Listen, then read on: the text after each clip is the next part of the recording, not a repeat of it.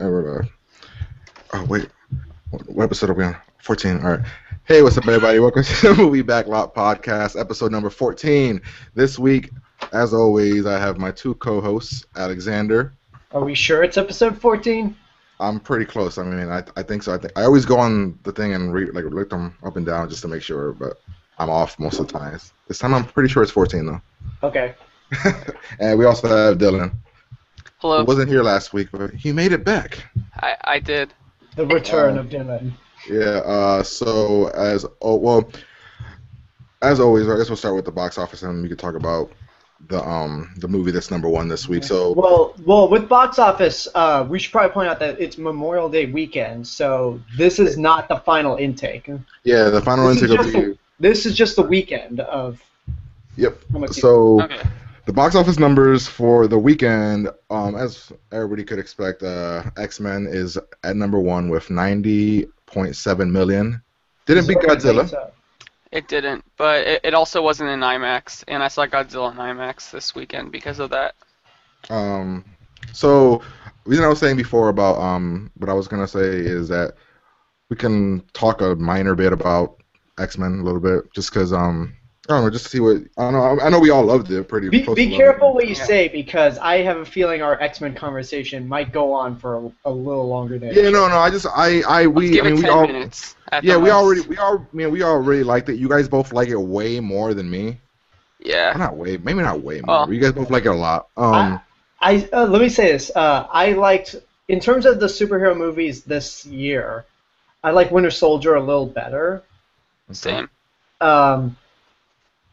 This is, this was a giant fuck you and goodbye to Ratner. Last Stand and Origins Wolverine.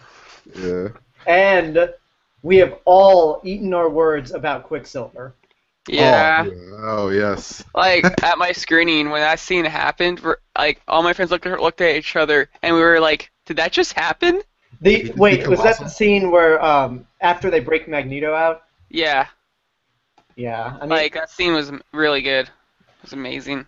Yeah, I mean, I'm glad that they played it off as like he was like a 16-year-old kid. I'm having fun, just goofing off. That was pretty awesome.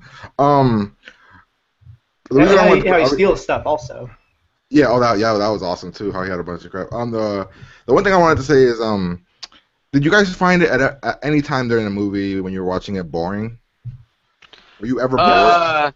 The second time, I guess, slightly, but also that's because I only had like 4 hours to sleep the previous night, and I had just gotten back from taking like 2 tests in a row. That doesn't count, man. I mean, like, tired. Were you ever, the first time you saw it, were you ever bored? No, I was engaged the entire time. How about you, Alexander? Really? In my theater, people were snoring.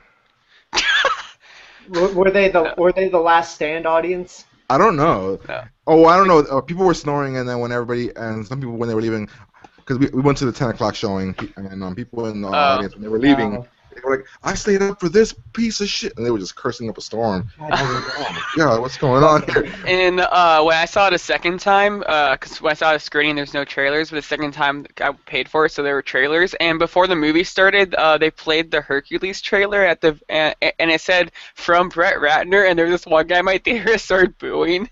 All right. Oh wow! give that guy a cookie. My theater would have cheered. Why isn't that guy directing this one? You know, one funny thing is at my theater, they have a giant poster of Hercules, and then in front of it is one of those plastic cardboard stands for Transformers: Age of Extinction. And I thought to myself, this would make the most horrifying double feature in the universe. You're like, this is a nightmare waiting to happen. That would be the film that comes Michael out Bay, next Brett week. Ratner double feature.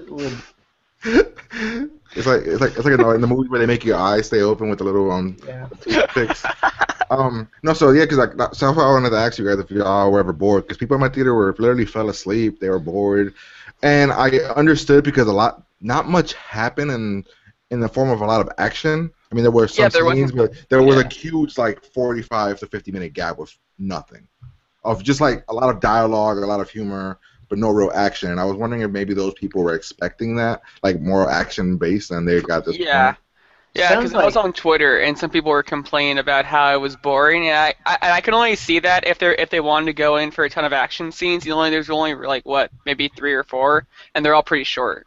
Jesus Christ, this is the same audio. This sounds like the same complaints that Godzilla got. Yeah, it is pretty close to that. I was like, that's the reason I wanted to talk about it a little bit. And but like what I was thinking when I was watching, I was like, I mean, Singer has to fix a lot of shit, man.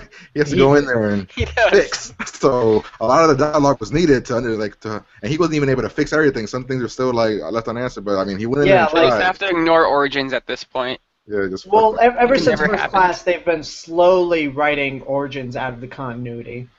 Yeah. But one thing I never understood was how did Wolverine in their future, how did he get his adamantium claws back after the events? Oh, remember, because he got picked up and we're gonna be spoiling stuff. He got picked up in the boat and that was Stryker. No, after the events of the Wolverine from last year. Oh, I don't think they've. Because last year. That was after. No, and that wasn't. That after? That wasn't that after. Can I have like a 10-second quick spoiler thing of X-Men? Go ahead. I mean, at the end when it was Stryker, it was actually Mystique because if you looked in his eyes, it flickered and it was Mystique. I forgot. Yeah, that is true. Right. So I don't know, and you're right because at the end of the other Wolverine movie, he was the good one. Yeah. Oh yeah, the good one. Yeah, I don't know. I mean, some things didn't get answered, but there was a lot of fixing that I didn't care. But yeah, that's what I wanted to talk about. I just wanted to see if you guys were ever bored during the movie, because I wasn't. I was just. I was with my little cousin, and he was never bored. But he did say that he's like, of the movies that he did see this summer, it's behind Godzilla and Captain America for him. Well, I mean, it's Captain America. I can see that. Close. They were already close, but he was it's still really great movie. No, so, yeah.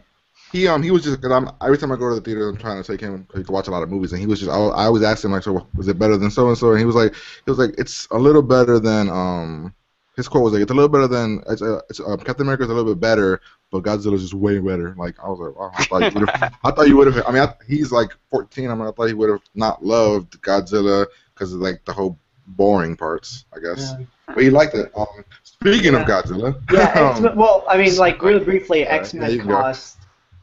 Wait, where am I? Okay, yeah, really briefly, X-Men cost $200 million. So I'm guessing by the end of the week it'll hit about 110. Not according to Box Office Mojo. Oh, what are they expecting after tomorrow? Isn't it like 108? 108? Oh, close to 110.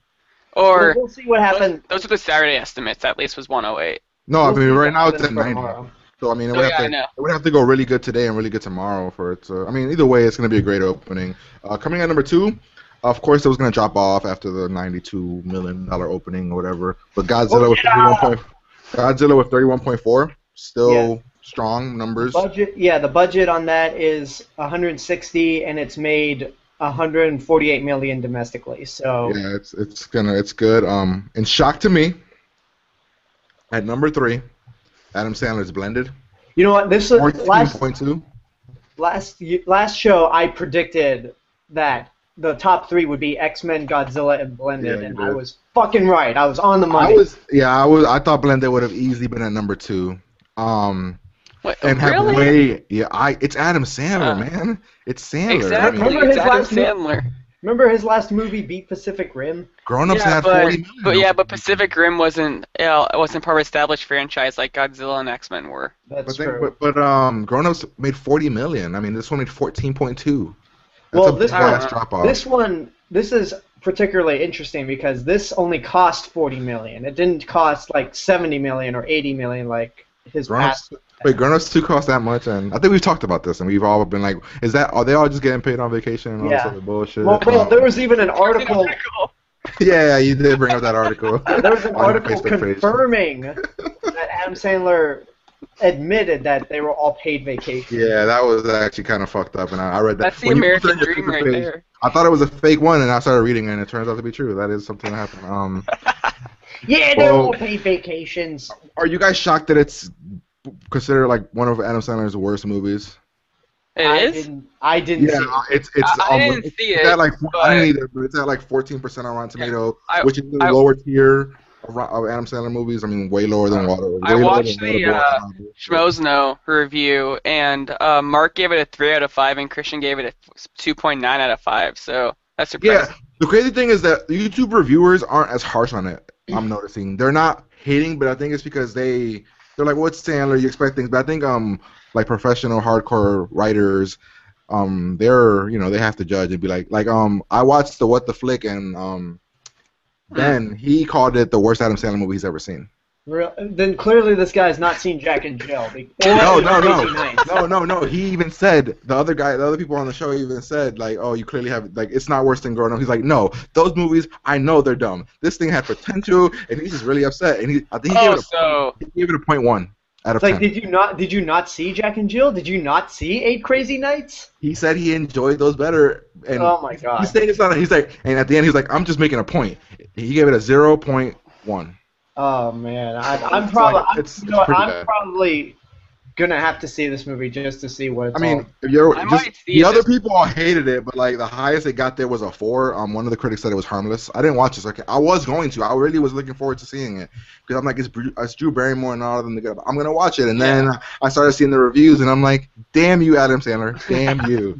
And it's not even his fault. I heard he's pretty good in it when he's with Drew Barrymore. It's edited poorly, directed poorly. The script is horrible. Shaq and Terry Crews are dumb Shaq's characters. Yeah, Shaq's like his friend or some shit. Oh my god! Makes me kind of want to see it. Yeah, it makes me want to see it because Shaq's hilarious. Yeah, he's in it. So people and the other guys were saying how he just expects that it's one of his worst. One guy said it's harmless. You go in, you expect what it is. It's not funny at all. Not even a little bit. I'm probably going to see it tomorrow morning. Just for the hell of it. Well, just to see what it's about. And those will probably make for the best reviews also. Yeah. Plus, I'm seeing Chef after we finish recording, so I can't see it. That's actually in my town. I was actually going to see that. So moving on from Sandler, Neighbors made 13.9, which is pretty good. Yeah, it made third weekend. On a budget of $18 million, and it made $113 million domestically. Yeah, it's banking. Great. It already made its budget on the first weekend. So Spider-Man is at number 5 with Spider-Man 2 with 7.8 million. I'm assuming that's doing all right. I think it's like 700 almost. It has worldwide.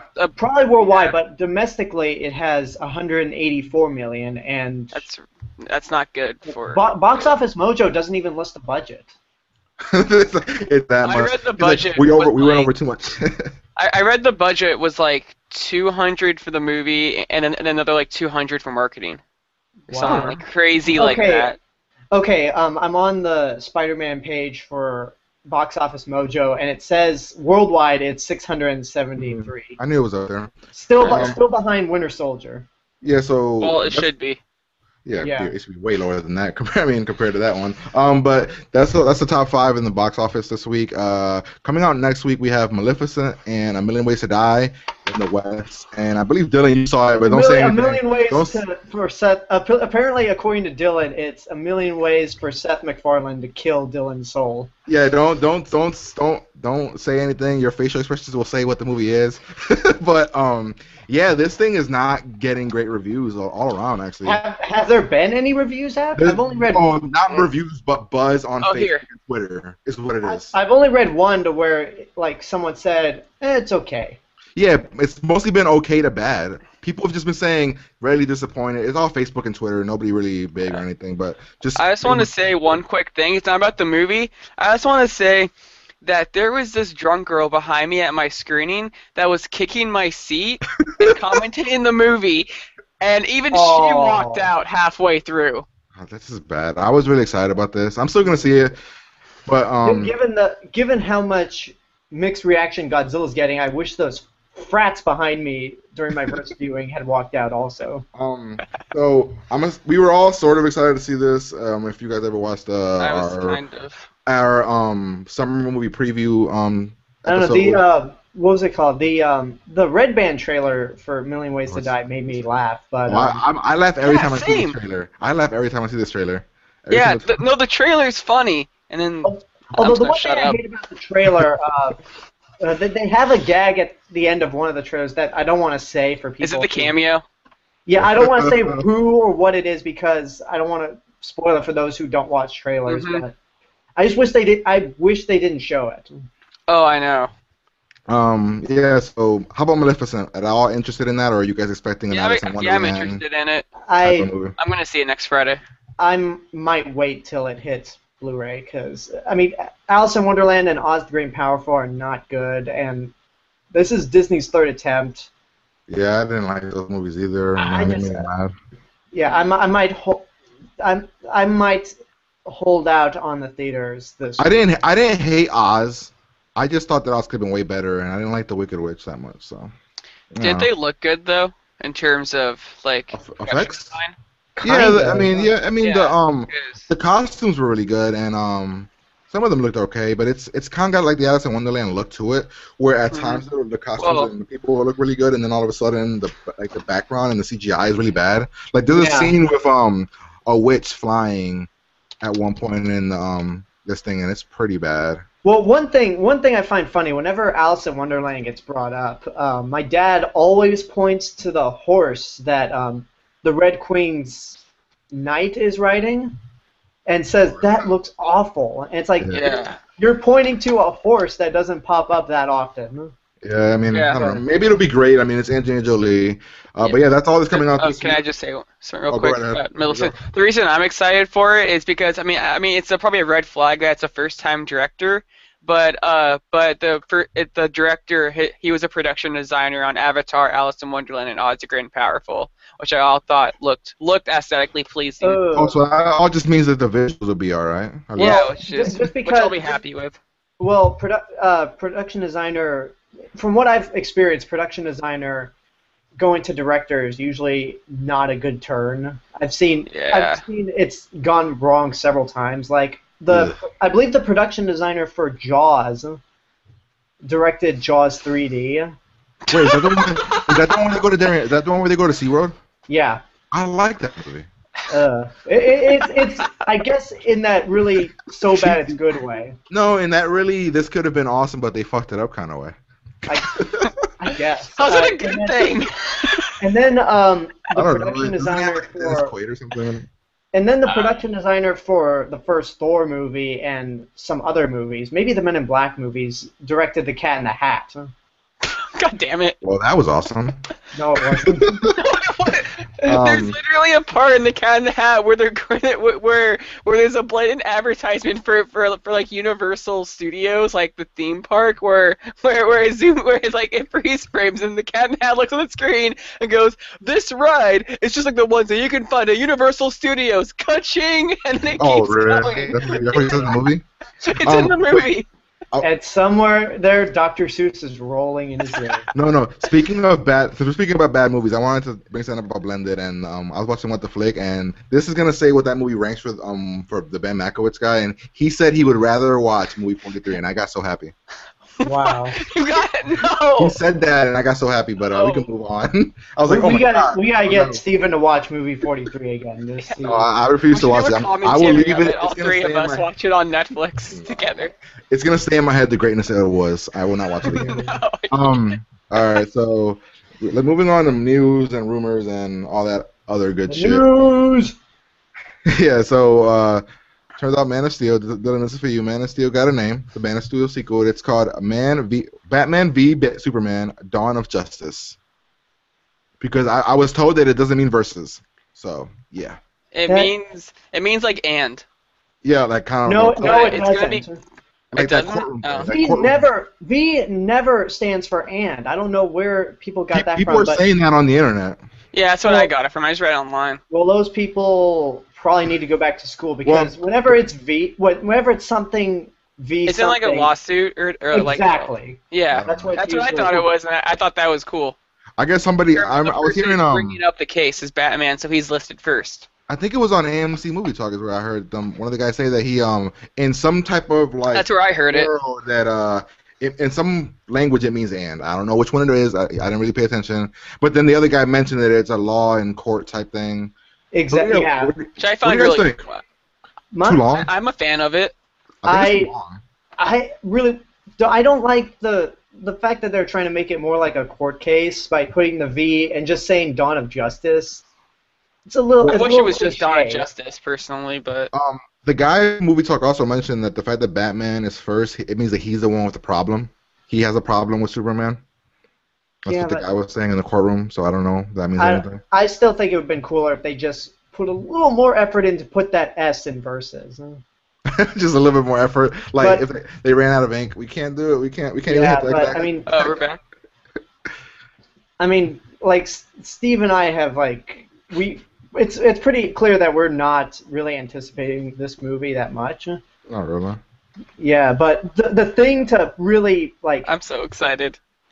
there's the thing that pissed me off, like to really like drop my expectations even lower for this movie. I mean, I like the title. I could care less about the title, but the fact that this week David Goyer came out and said that She-Hulk is this just big porn fantasy. Yeah, that was bad. David Goyer is a dumbass. And that Martian Manhunter is like too goofy. He Yeah. can't be a Martian Manhunter. Yeah, that was bad. And I was like, this is the guy who's writing. I don't think he's writing it, is he? Oh yeah, he is. He's co-writing I thought with. I mean, there's somebody else writing with. Co-writing. He's co-writing. Okay. It. He's co-writing. Hopefully what that means is he's like, he wrote a draft, and then the guy from Argo's like, this is shit, I'm going to rewrite everything. Even though he's writing Justice League. Shit.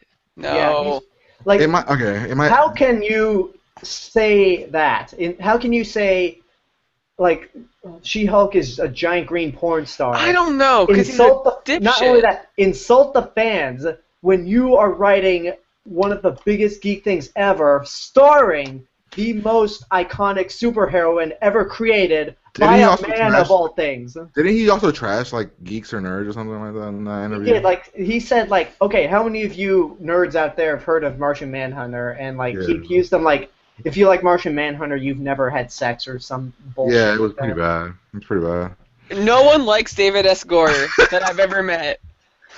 Yeah. No, the only people that like David S. Goyer are the executives of Warner Brothers, and they're the only people in the world that shouldn't like him. Well, my thing is, forgetting about the name, Dawn of Justice. Like it, hate it. Forget about the movie, just the name. What's wrong with Batman versus Superman, World's Finest? I believe Dawn of Justice is them saying, "Here's the Justice League." It's coming. Although when I first read the title, what I thought it was like, because Batman's usually like a symbol for justice, and Superman will like evolve into a symbol for justice in this film. That's what I first thought, and then I was like, oh no, it's Justice League. Okay. I mean, I think it's a cool title. I think it sounds cool. I would have just called it Dawn of Justice. Fuck the beginning part, but you need the. They need to make bank. Yeah, well, I mean, I probably shouldn't be too. While I wished it would have been called Batman versus Superman, World's Finest. I actually can't criticize the whole Dawn of Justice too much because the first Captain America movie was subtitled The First Avenger. Yeah, and then the X-Men new movie has a long-ass title. Days of Future Past isn't that great of a name either. But that sounds badass. It does sound badass, but I mean, No. Dawn of Justice. No, you can't count X-Men because like both this Batman Superman movie and the first Captain America like foreshadowed an event in their name. Yeah, that's what it was. I mean, this movie's gonna be what the movie is.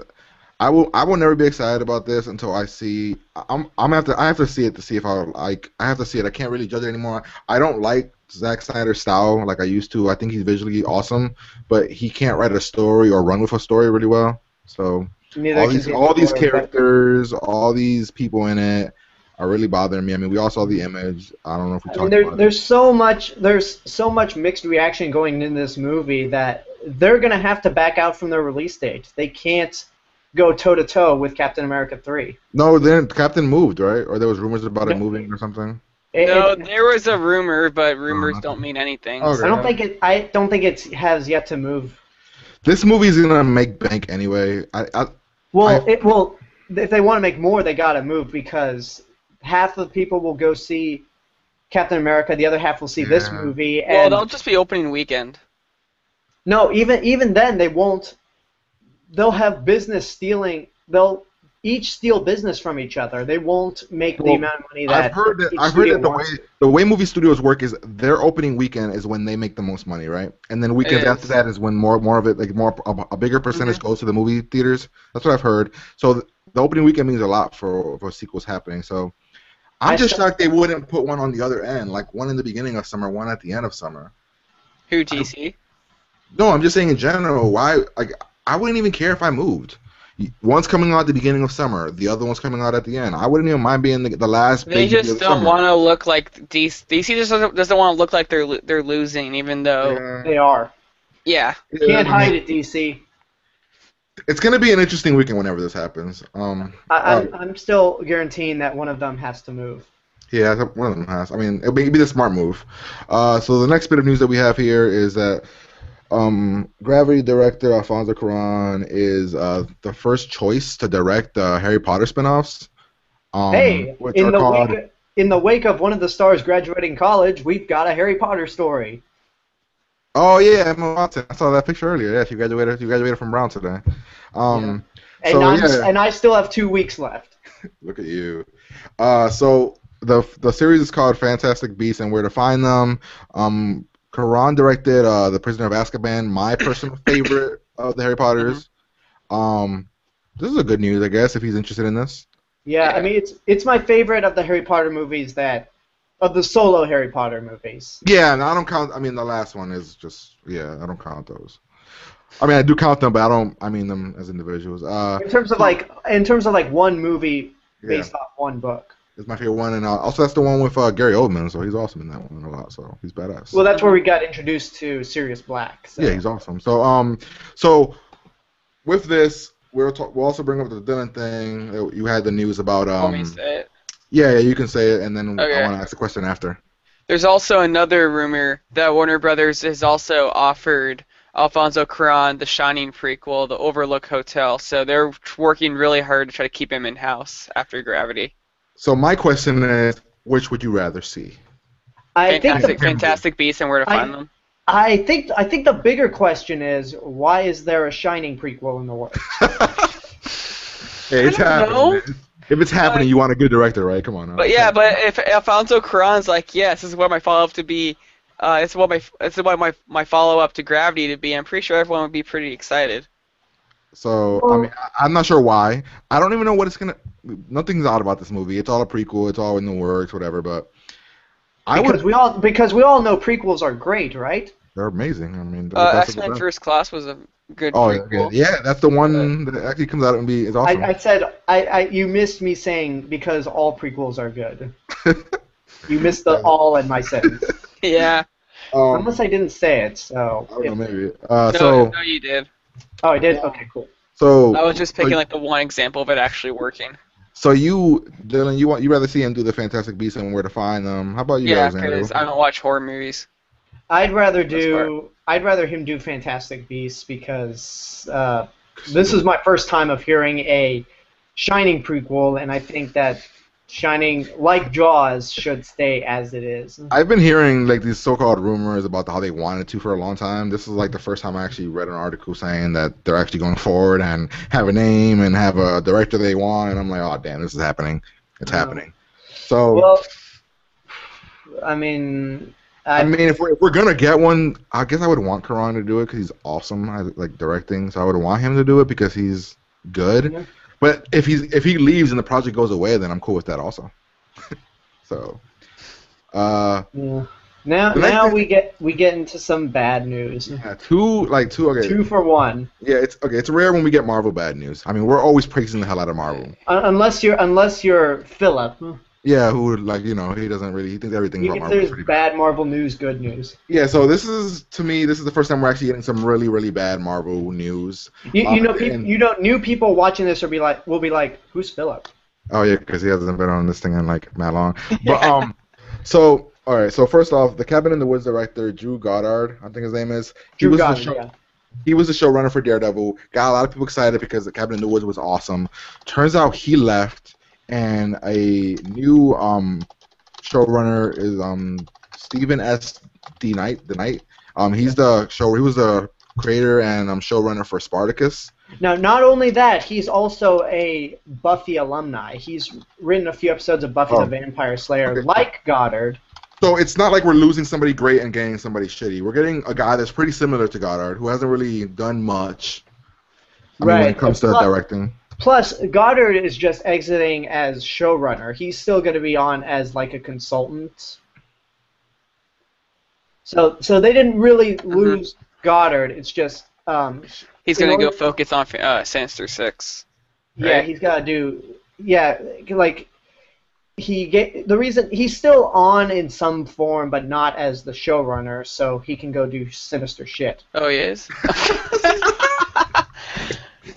Am I the only one here that's still excited for this Spider-Man movies? I'm not. I mean, I'm not excited. I'm okay. I mean, I'm not Alexander who's fuck these movies or anything. The reason whenever they come, I'm happy. Well, for the longest time I've said I'm more excited and curious about Sinister Six rather than a new Spider-Man movie until I read that it was going to be like a redemption story. God damn it! It's like, no, why can't they just be evil doing evil things? Yeah, why can't they just do like the 1969 Batman movie, but just not have Batman in it, and just have be the villains teaming up? I don't know. I don't even know what that Batman is. Oh, you don't? The Adam West Batman? Oh, Adam okay, West okay, Batman okay. movie. Yeah. All right. It's really bad. I mean, so the Daredevil thing, it still has potential to be really good, just because, like you said, Goddard's leaving as showrunner. Of course, they always say for creative differences, all that stuff. They always say it's still going to be that 13-part series, which is supposed to blow it up to a movie, like a movie in total. I think it's just going to be a series. I don't think. Well, I mean, like the entire series movie would just be like one giant story. So yeah, I mean, but it's still, it wouldn't be a movie technically. It's still a series. Yeah, I mean, that's yeah, I found that very confusing because they talked about it or whatever, supposedly being actually like a movie or something. I don't know what it meant to be, but I think what they mean is like maybe it's like Game of Thrones will have a cinematic feel to it. Okay, yeah, I'm cool. I mean, I'm cool with that. That'd be cool. The one that actually hurts me more is actually the second. Don't say it. I'm about to cry. Yeah, so first we lost him, and then a couple days before, it turns out that Edgar Wright. A couple days before. It was the day before. The day before. It was like bam bam. Yeah, it was like, okay, so Edgar Wright has left Marvel Studios and has left. In total, there's no producing credit at all for this thing. He's just leaving Ant-Man, the movie. After working on this movie 8 years. Since 2006, before the first Iron Man came out. He's the one that pitched them the idea of how it would work and everything. It's kind of what it says here is that Marvel and Edgar Wright jointly announced today that the studio and director have parted ways due to differences in the visions of the film. I actually looked up like a lot more stuff about this, and he got really pissed off when his rewrites came back. Yeah, I read that too. He saw his rewrites, and the things that were tweaked were not the things that he sent out to get tweaked. And when he brought it up to the heads or whatever, they said that this is what they wanted, and it became like a bit like a dispute or something. Yeah, there's I've heard some places like it's like probably someone who somehow has more power than Kevin Feige to. Yeah, it was in Feige. Yeah, it was higher up than Feige. It was a high up executive. That puts up the money for it and stuff or whatever, and it kind of sucks. Yeah. Not kind of. It does suck. It does. I mean, well, Marvel has said that they do have another director lined up, but they haven't announced it yet. And yeah, it said whatever this is isn't going to affect their release date. Yeah, and so far, I don't know how long this will last, but it seems like Edgar Wright and Joe Cornish are still getting screenwriter credits. I don't know how long. Well, yeah. Well, I mean, they're not gonna because they wrote the script, the original. I mean, I'm assuming Marvel owns that. I'm assuming. Mm-hmm. Chances are, yeah. So yeah, they also have to get the credits. Just kind of sucks. I mean, because he's the one that he was in the rooms when they were getting all the actors involved. He was the guy that pitched the idea of how it would work, how it would mix in with the universe, and now it's like, yeah, this isn't gonna work. And it's rare that we even talk bad news about Marvel, but this is one that sucks really bad to me. Like, Edgar Wright's awesome. Like, he's a great director, and he's a very different director than what they. And we see that they always pick these really weird and different directors that seem to work. Like you guys seen the Guardians of the Galaxy trailer? It looks amazing. It looks so good. Oh yeah, that's another thing. Like Yeah. I guess that's the one good bit of Marvel news we can pull. Yeah, the Guardians of the Galaxy trailer looks amazing, and and James Gunn has a different vision than what we normally get from them. And yeah, speaking of which, James Gunn put up through Facebook. He put up a statement saying that because there's a lot of people. Oh yeah, I saw that. Who said, oh, Disney may have been the ones who were in charge of it, but he put up a statement on Facebook saying, no, when I made Guardians of the Galaxy, Disney basically had no involvement. They just let me and Marvel do what we had to do to make this movie. Edgar Wright has a really, really unique comedic touch to his films. Could it be that? Was he going to comedy with his? I mean, his films are very funny. He does like that style of movie. So I'm wondering if we're never gonna find out what the differences were. I mean, right. I doubt it. So which I guess a question would be, who do you think replaces? I guess they already have a replacement in mind. Who would you want to see it? 'Cause I would want to see. I know this is kind of an overused answer, but probably Phil Lord and Chris Miller. Yeah, that was my choice too, because that'd be amazing. Yeah, that would be awesome. Those guys they are still haven't picked up a project. I mean, those guys are gotta be. I was thinking either Phil Lord and Chris Miller or Joe Cornish. Yeah, I see. He won't do it. He won't do it. Okay. He's best friends with Edgar. He's so close with Edgar Wright, so close. I mean, yeah, I suggested Joe Cornish, and I was like, well, that would be if they got him, that would be screwing over Edgar Wright even more. Yeah, and it would be if Joe Cornish was okay with the write-ups that Edgar Wright wasn't with. But they both wrote the script together. So. Yeah, but when I suggested Phil Lord and Chris Miller, somebody said, "You really think Warner Brothers is gonna let them go?" They're gonna hold on. I'm sorry, but I can't understand your concept of thinking. It's like I almost. Are they even under contract for anything? No, all they did, if any studio has them under contract, it would be Sony because of the 21 Jump Street movies and something else they did, but all they made for Warner Brothers was the Lego movie.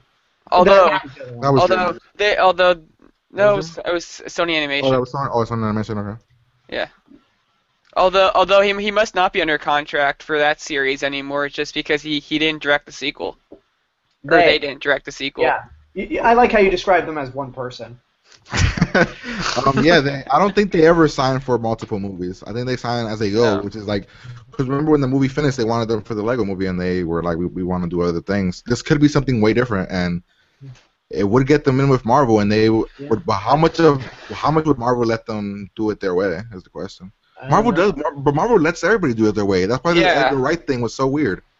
Weird. I mean, also if we look at the last and only time Marvel hired a directing duo, that ended up being the best movie besides. Yeah.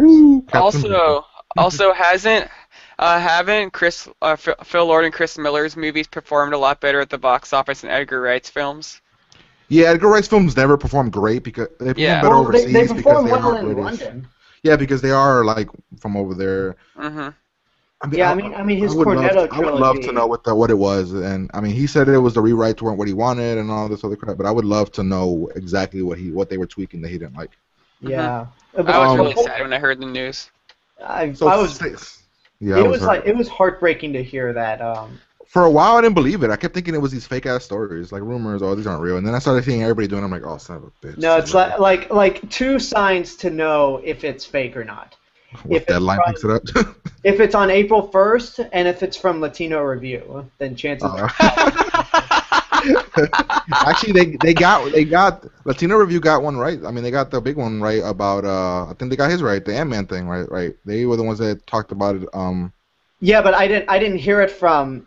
I mean, first I heard they rumored it. They rumored it a while, like a week before or whatever. Yeah, I think so. I might be off on stories. It might have been another story. It might have been our next story. No, it was. I think what they touched upon was the whole Zac Efron getting sent a Marvel thing. Oh yeah. But before we move on, did you guys see that that picture that Joss Whedon tweeted where he's holding up Cornetto ice cream. Oh, that's what it was. Okay, because I saw it, and I was like, "Why is everyone freaking out about this? He's just like holding up something." I read somewhere that he was that people from Marvel were actually disappointed or something or hurt they got rid of Edgar because they like Edgar or something. I don't know what it was. Who wouldn't? So sticking in with Disney, turns out that your man. We have good news. We have good news, Disney. or somewhat good news. So Gareth Edwards, the director of the new Godzilla movie that was awesome, and the Walking Dead game writer. That's a weird one to say, but have been offered they've been signed on to do the first Star Wars spinoff film. Yeah. While Gareth Edwards, I was about to say Edgar Wright. While Gareth Edwards is still on board to direct two more Godzilla movies. Yeah, as soon as I heard the first part, I got really nervous because it took a whole day for the second part to come out. When I heard that he got the Star Wars thing, I was like, oh shit, what about Godzilla? And then the next day it was like, oh no, he's gonna do it right after, and I was like, okay, thank God. Because if you would have lost him for Star Wars, I would have been like, who are they gonna get for Godzilla? Will it work? They could have gone Brett Ratner. Don't you dare. He's not. He doesn't have anything going right now. I think if you go to his IMDb page, what's he doing? Hercules. Oh damn, you're right. Fuck. Yeah. We just had this conversation. But that's probably already done or soon done in a month. Yeah. Well, I mean, like if Gareth Edwards didn't, it was like Gareth Edwards gave up Godzilla for Star Wars, like I wouldn't be too disappointed because, like I've mentioned before, that if they decide to make more Godzilla movies, they could just, well, maybe it's for more of the cast, swap in the cast. Yeah, start bring a whole new thing. Keeps the monster as the star. Yeah. So I don't want to say what you guys think it's gonna be because I mean this could be anything. Boba Fett. But I hope not. Why? Well, just because I want it to be more. I mean, I guess I'd be okay, but I don't want something that would require a lot of character development because I didn't seem like that was well handled in Godzilla. The characters were somewhat bland, but the action was great. Gareth Edwards is really good with character though. Well, this is a different writer from Godzilla. It's a video game writer. Oh, that's right. Yeah, and the video game's more well written than the TV show. Yeah, the Walking Dead game is amazing. My thing is, somebody brought up, I read somewhere or heard somewhere that they were saying about Boba Fett when he was young, how he was killed and taken over by somebody else or something. That could be a spin-off story. If they're just making the Star Wars 13 a movie, I read that game somewhere. Anymore. I read that somewhere that Boba Fett actually got killed off by somebody, and that that's bullshit. The Boba Fett that we see isn't the Boba Fett that he really is. Or he's like Boba Fett was never somebody big until this person killed him and became awesome. Where was this? Huh? I don't remember. I remember hearing. I think it was it IGN? It might have been IGN. I remember hearing this, and I was like, wow, let's keep in mind that Disney and Lucasfilm have that statement of what's considered canon and what's not canon. Yeah, there had been a side book or something, and they were saying maybe they could use this story. Yeah, if you want my thoughts on, maybe it's not a Boba Fett movie, maybe it is, but if you want my idea of what a spin-off Boba Fett movie should be, make it take place after Return of the Jedi, where he breaks out of the Sarlacc pit. That'd be cool. Some people were saying also that since he's a monster director, he's been 2 monster films in a row, that he would stick to that monster route where because I guess in the Star Wars universe there are these big ass monsters. Rancor, the movie. I don't know, and then they were just saying that it could be some type of adventure around this monster. I don't know. There was a bunch of stories, but hey, he's doing this. He's doing Godzilla. The Star Wars spinoff comes out 2016. And I guess I'm assuming 2 years after that we'll get Godzilla, 2018. Probably. But I heard someone saying, "Oh great, he ruined Godzilla, and now he's gonna go off and ruin Star Wars." Roland Emmerich ruined Godzilla. Yeah, I was like, really? Did you not see the Roland Emmerich remake? And did you not see the Star Wars prequels?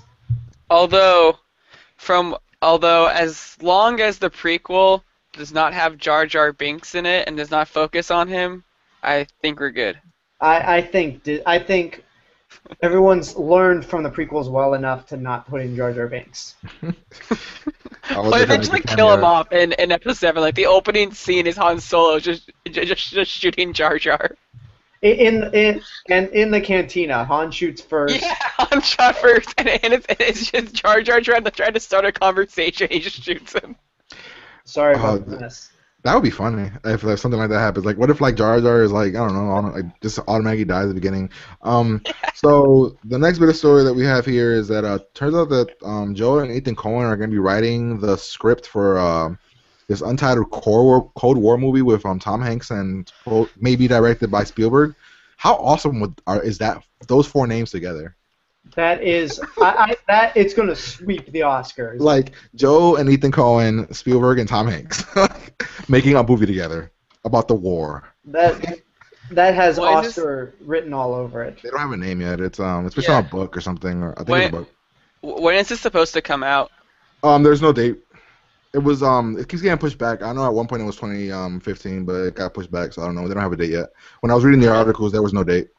I just think that those four together, holy shit. The next three stories I have are all really crappy, I think. But so the showrunner, one of the ex-showrunner from The Walking Dead, is making a TV Lifetime movie. It's going to be a remake of the Omen series, or a sequel to the 1976 horror classic The Omen. So once you leave The Walking Dead, that's what happens to your career. You go to Lifetime. like you make a Lifetime movie. Lifetime doing a sequel to a horror movie. One of the best horror movies of all time. Well, at least he's not making a sci-fi movie. I don't know. This is an big. Where their crown jewel is Sharknado. Oh, Jesus. Shut up. You know, I gotta say, for The Omen, it's crazy to think that it was directed by Richard Donner, who would then go to direct Superman. Like, yeah, dude, and do great things. I mean, it's just such a different feel. The next thing that I have here is, so we're not getting a Lego movie anytime soon, but we're getting a or yet. We're yet at least it like 2017, aren't we? No, there's no date or anything. The sequel? There's no date yet.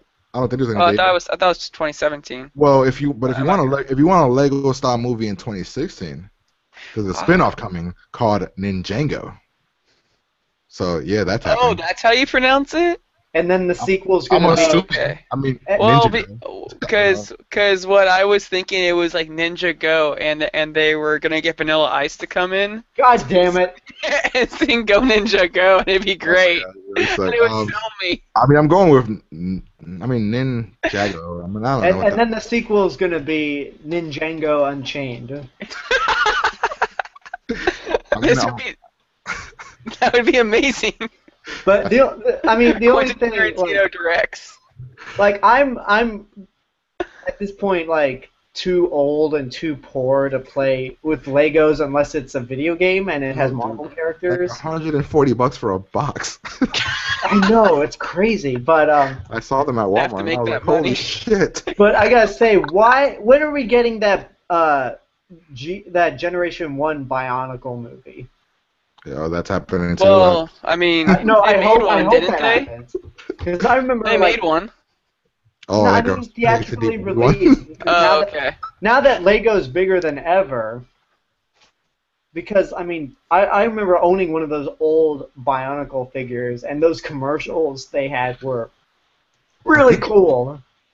I mean, I think my cousin has a couple of those like DVDs that he's talking about. Cause I've seen them. Yeah, there's Bionicle the movie, and then they made a sequel where they're would you want to live action? Save him. No, I mean animated, but theatrically released. I'd see it. I'd watch it. Look, I mean, I know what they are. They look cool. This NinDjango, I don't know what this is. I've seen them. I mean, they were in the Lego movie at one point. They're basically Lego ninjas. All right, that could be cool, maybe. I don't know. So I saved the best for last when it comes to news. So it turns out that Universal is making a live-action Monster High movie. If you guys don't know what Monster High is, they're these awesome little monster dolls for like little girls, and they're like Barbies but super scary. And what it says here is that it's gonna be about high school age sons and daughters of classic movie monsters like Dracula, Wolfman, and a creature from the Black Lagoon. And it's gonna be made by the guy that made the OC, Chuck, and Gossip Girl. So yeah, and it comes out in 2016. How And excited, Universal is making this a higher priority than the Mummy reboot or whatever. Yeah, and it's gonna be live action, which is gonna be awesome. Like, come on, who doesn't want to see high school drama like Dracula, Wolfman, all that? Every person who saw and suffered through Bratz does not want to see this. You know, my only complaint with this, although I guess I haven't. He only has one. I mean, I'll give it a chance. I'll probably still see it, but I haven't seen any of this guy's work. The guy who's directing it. I like Chuck, but Chuck is a bad show. I like it. But who they should have gotten that was is the most backhanded compliment I've ever heard. I like Chuck, but it's a bad show. Understand, Chuck was created by Mick G. Oh, okay. Oh, was it? Well, Okay. they should have gotten Mike Mitchell, who famously directed Sky High in 2005. When I heard of this, I thought it could have been like Sky High because I like Sky High. I think Sky High is a cool movie. But then I started hearing I started seeing what the plot was, and it's literally high school drama with monsters. Didn't we already have Vampire Academy? I was gonna say, didn't we already have this movie? Wait, this holy year? shit! What movie was that? It's actually fresh. Vampire Academy. Okay, yeah, think Vampire Academy, which I didn't hate. Oh, no, I hated it. I'm lying. I didn't see it. Vampire Academy with Frankenstein's daughter, the Wolfman's son, Dracula's daughter. I mean, who doesn't want to see high school drama with monsters? Come on now. I don't know. I mean, I don't think anybody wants to see this, but it's happening. And like you said, this is their priority. They already have a date. They already have a producer. Yeah, I mean. So yeah. My hallmate said, I watched Vampire Academy. He BitTorrented it or something, and I was like, why did you watch it? I mean, your girlfriend's not in town. Why did you bother watching this movie? He's like, I don't know. I mean, it wasn't that bad. Okay, so I ended up watching it because I needed to kill 3 hours, and watch what? Vampire Academy. I needed to kill 3 hours, and I was like, it's the director of Mean Girls. Come on, right? It's got to be decent. And I was like, no, this thing, it's pretty bad. It's it has potential though. Okay. It has some interesting lore. I mean, I don't know. That's it sucks to end on that news, but that's all I had. I have one thing I could add. I just found. So Simon Kinberg, who's writing X-Men Apocalypse. Well, he's the writer of Days of Future Past. Yeah. Okay. He had an interview where they asked him what we could expect in X-Men Apocalypse. Yeah. Yeah, I was gonna bring that up, but I was like, I don't know. This could be. So yeah, he said that the X-Men film is supposed to be like a Roland Emmerich film. Yeah. I have the quote here. I have the quote here if you want me to read it real quick. Yeah, read it so you can read exactly what he said. The thing that we've spent the most time talking about is not just the visual execution of the character, which is its own challenge. Creating a character that's the most powerful, I think, of any mutant villain we've seen in the X-Men movies so far, more powerful than Magneto. The kind of scope and scale we're talking about is like disaster movie, extinction level event, sort of Roland Emmerich style movie making, which you've never seen in an X-Men movie or any superhero movie, which I think is exciting. Even though we saw some of that in the Avengers and Man of Steel. Yeah. Destroy all the buildings. X-Men Apocalypse is going to be as good as Godzilla 1998. Cool. No, I think it's more just confirming that X-Men Apocalypse is gonna a whole bunch of shit. Gonna have a lot of destruction, as if it's an actual apocalypse going on. That could be cool because if Singer comes back and the whole thing with the Singer mess goes away, and he or comes if they back, get Matthew Vaughn. I think. I don't think. Yeah, Matthew Vaughn. I don't know. I mean, whatever happened to that X-Force movie he was supposed to be a part of? No, that's the director of Kick-Ass 2 is directing X-Force. When's that? What happened to that? There has been a rumor about that. I have no idea. Last time I checked, it was slated for 2017, and when Fox announced all their things, there was something for 2017 that was unannounced Marvel projects. So it's probably X-Force. Or a Mystique movie or something. Since we're already over, I wanted to bring something about the X-Men. Sort of, I guess, spoilerish. Not really, but What's it concern? It concerns the new X-Men, the new mutants that we see in the future. Oh, okay. Were you disappointed in not seeing them that much? Some of them, and also, what the fuck is Warpath's power? Is whose? Warpath. Warpath. Like Oh, everybody else is doing cool shit, and that guy's just being tossed around Shooting like. guns. His whole power is that he has heightened senses, so he's able to sense the sentinels coming from like 10 miles away. Come on, Steve. You read comics. You should know. I know. This kind of I don't stuff. know. I've never read an I X-Men comic, and even I knew that. I don't read the X-Men like that, and I don't know who he is. He's not in the New Damn Team. Well, he was able to hear them from far away, and he was a good ragdoll for the team. All right, so you guys got thrown around. Nah, were you guys cool with those action scenes? As little as they were. I Yeah, was. I I liked mean, them. I like that the opening of the movie reminded me. I even mentioned this in my review. Reminded me very much of the first two Terminator movies, like Yes. the future wow. sequences. Yeah, I thought that was the really best, It's the best Terminator film since Terminator 2. cool. Hey, nah, Looper was pretty awesome. Looper was good. Well, Well, that's not Looper, really Terminator. Looper didn't have a post-apocalyptic future like Disney. That is Yeah. very true. They Yeah, so I said guess. China being rich. Oh god, yeah, that's all we got. I mean, that's the show this week. As always, we'll be here next week. You guys want to let them know where they can find you? Sure, I guess I'll go first. You can find me on youtube.com/TheAppleCowProdigy. Whenever the Million Ways to Die in the West embargo is up, my review will be up. I'm going to shoot that and write it tonight. And I'm seeing Edge tomorrow, Wednesday, so I'll have my review up that night. Oh, dude, you're getting that like a week in advance. Son of a bitch. And then I'm trying to get How to Train Your Dragon 2 this Thursday, but I'm not sure how that'll go. Wow. Okay. You and your fucking connections. Yeah. They aren't even good. Soon I will be back in LA and I will have these connections. Plus more of them. So where can we find you, Alexander? Okay, you can find me at The Cinemas with Mr. Robinson on YouTube. I have links to my Twitter, Facebook, Instagram, Tumblr accounts on that YouTube page, including my other channel, AlexG8462. I'm going to have reviews for Chef tomorrow morning and probably Blended tomorrow afternoon. but also check out for a new, I guess, mini-series of videos where I take a look at movies from the past year that have been very controversial.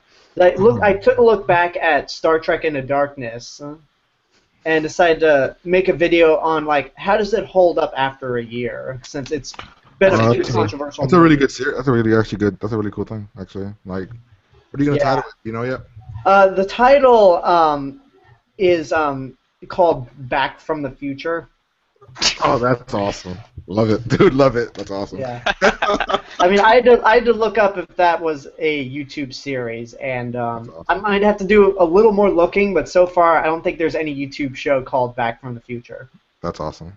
But yeah, look for that probably Monday also, or Tuesday. All right, yeah. So, as always, if you wanna subscribe to the channel, you know where to do that. Just hit the little subscribe button. Look for if you listen to the audio version of this when it goes up, make sure you guys look us up on iTunes, pretty much anywhere that podcasts can go up. Make sure you check out geekdomination.com where we put up reviews of a bunch of different crap throughout the week.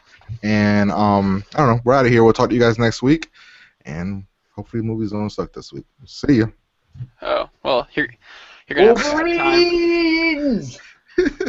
He's like, oh man. All right, see you guys.